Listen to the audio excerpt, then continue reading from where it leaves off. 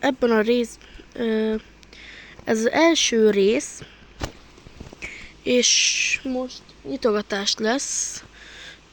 3 tojás, 2 zen egg, és tudom, hogy még csak új vagyok, de megpróbálok a legjobb lenni. Nézzük, mit kapunk az zen eggekből. Ó, egy majom, de na, ez amúgy jó, az jó. Ezt szeretem. Jó. Nézzük a másikból, mit kapok. Úra!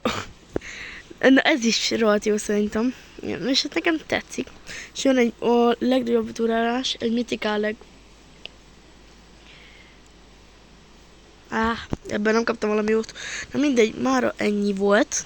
Holnap is tervezek egy videót. Szóval, sziasztok!